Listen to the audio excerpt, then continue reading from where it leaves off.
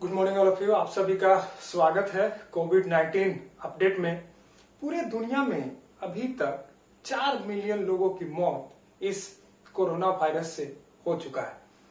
पूरे साइंटिस्ट इस खोज में लगे हुए हैं कि कोई ऐसा एंटीवायरल ड्रग्स मिले जो इस कोरोना वायरस के इन्फेक्टिविटी को या कोरोना वायरस के रेप्लिकेशन को रोक सके। तो इसी क्रम में लगभग पूरे दुनिया में 81 एंटीवायरल ड्रग्स पे प्रेजेंटली काम चल रहा है, जिसमें से एक ड्रग्स है सिल्वेस्ट्रॉल, जो बहुत ही कारगर है। ये नया ड्रग्स नहीं है, ये दरअसल इबोला वायरस के अगेंस्ट सबसे सक्सेसफुल वर्क करने वाला या जीका वायरस के अगेंस्ट ये इफिशिएंटली वर्क करने वाला एंटीवायरल ड्रग्स था। सिल्वेस्ट्रॉल बाकी सारे एंटीवायरल ड्रग्स जैसे रेमडेसिविर या क्लोरोक्विन की चर्चा कुछ दिन पहले जोरों शोरों पे था, उससे ज्यादा कारगर हाइपोथेटिकली ये इस मामले में है कि बाकी सारे ड्रग्स दरअसल कुछ पीरियड ऑफ टाइम के बाद वायरस के अगेंस्ट रेसिस्ट कर जाते हैं, पर ये रेसिस्ट नहीं करता। इसका कारण ये है कि ये वायरल प्रोटीन पे एक्ट नहीं करता है, ये होस्ट के प्रोटीन ट्रांसलेशनल मैसेनरी वाला एक प्रोटीन है, उस पे एक्ट करता है। इसीलिए इस ड्रग्स का रेसिस्ट होने का चांस बहुत ही रेयर है। आइए देखते हैं कि ये क्या करता है। ये दरअसल ये वायरस जैसे होस्ट को इन्फेक्ट करता है तो सेल में अपने इस आरएनए जीनोम को रिलीज करता है। ये रिलीज किया इस आरएनए जीनोम को, और ये बेसिकली ये RNA act as mRNA, messenger RNA के पास कोडोन है। ये कोडोन मतलब एप्रोप्रिएट ओआरएफ है, ओपन रीडिंग फ्रेम, जिसपे राइबोसोम लग के इस कोडोन को डिकोड करके प्रोटीन बना सकता है। तो ये क्या करता है, ये वायरस का क्लियर कैरेक्टरिस्टिक्स ये है कि जैसे होस्ट में इंटर करता है, सबसे पहले होस्ट सेल के मशीनरी को हाईजैक करता है। Translational machinery, transcriptional machinery, replicatory machinery, सारे को हाईजैकिंग करके ये अपना वायरल प्रोटीन, होस्ट प्रोटीन का मदद लेके अपना वायरल प्रोटीन बनाता है, और कंप्लीट विरियंस इस तरह से ये बना के और रिलीज करते हैं। अब देखिए है क्या, ये एमआरएनए जैसे ये रिलीज होता है होस्ट के अंदर, ये RNA act as a mRNA. अब ट्रांसलेशन का बेसिक मुख्तलिफ स्टेप क्या है, इनिशिएशन, इलोंगेशन और टर्मिनेशन। ये वायरस और यूकैरियोट्स का इनिशिएशन दो तरह से होता है। जैसे अगर हम बोले कि ये वायरस है, वायरस का इनिशिएशन कैप डिपेंडेंट होगा, कैप डिपेंडेंट ट्रांसलेशनल इनिशिएशन होगा, कैप डिपेंडेंट ट्रांसलेशनल इनिशिएशन, और कैप इंडिपेंडेंट।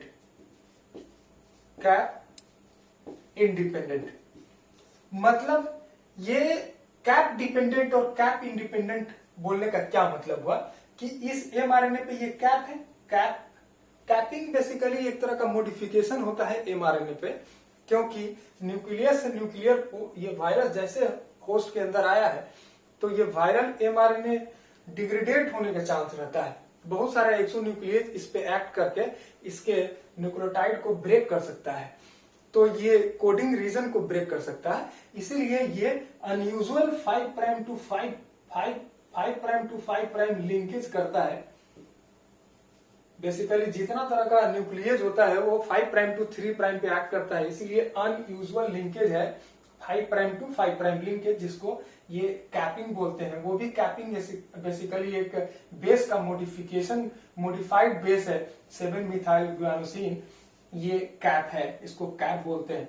ये कैप डिपेंडेंट ट्रांसलेशनल इनिशिएशन का क्या कहने का मतलब है कि इसी कैप पे आके राइबोसोम बाइंड करेगा और स्कैन करेगा फॉर एयूजी साइट। हमें पता है कि इस एमआरएनए पे स्पेसिफिकली AUG साइट है, इनिशिएशन साइट, और टर्मिनेशन साइट है UAA।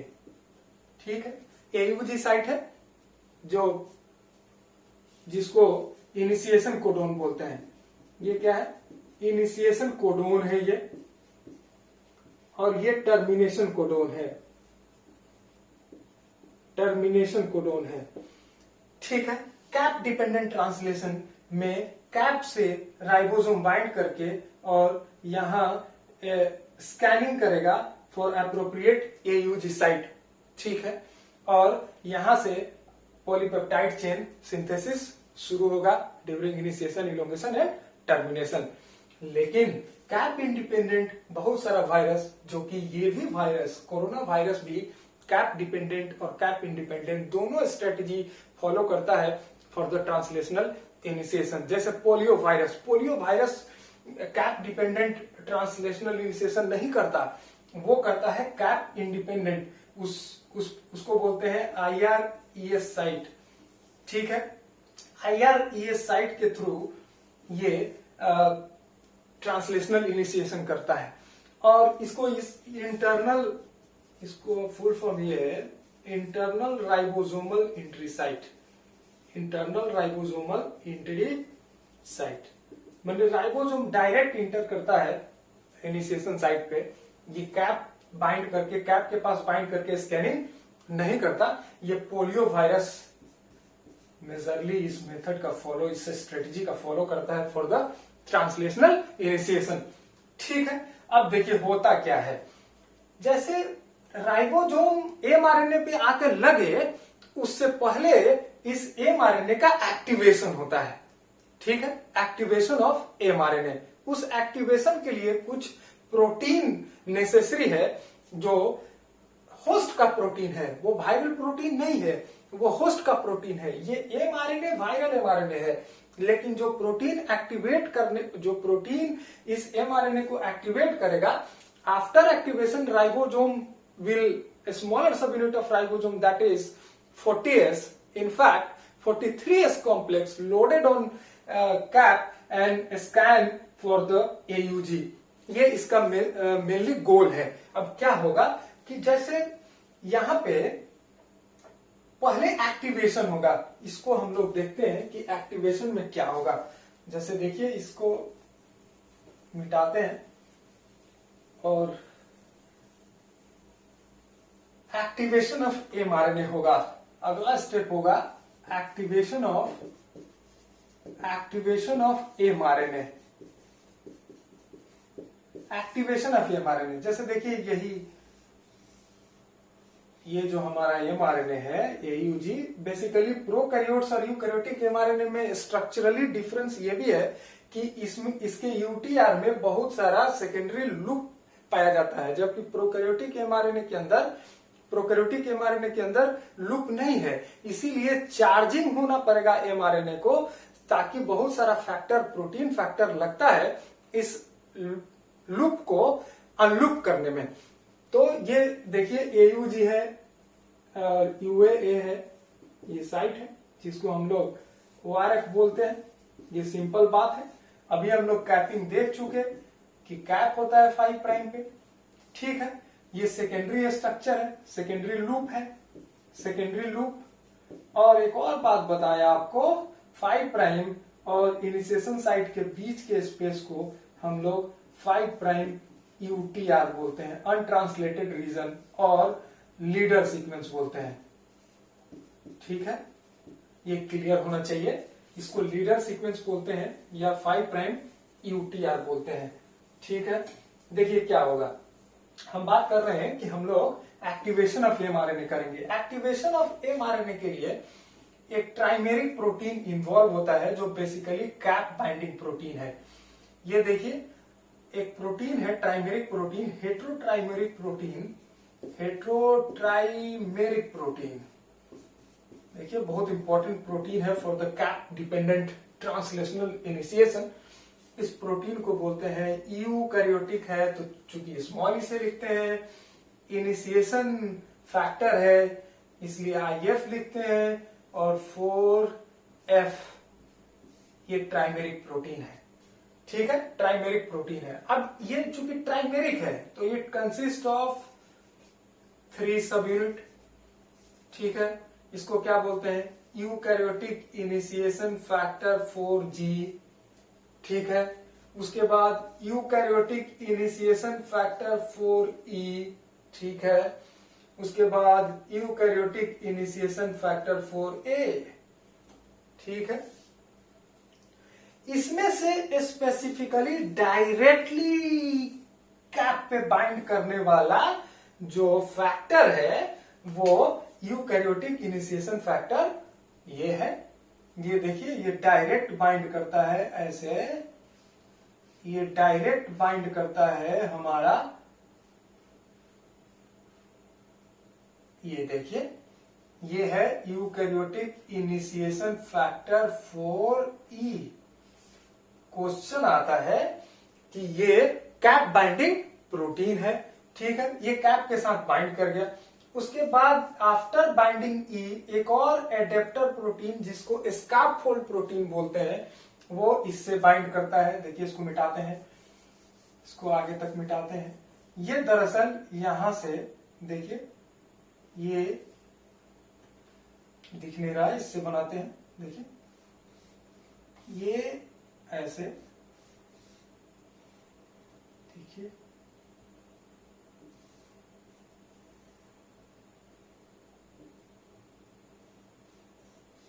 देखिए, इसको ध्यान से देखिए, ये प्रोटीन स्काफोल्ड प्रोटीन है। Scaffold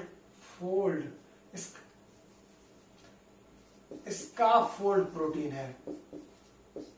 scaffold protein adapter protein को बोलते हैं जिसके पास अपना किसी तरह का कैटालिटिक प्रॉपर्टी नहीं है, वो सिर्फ अदर प्रोटीन को बाइंड कराने में मदद करता है।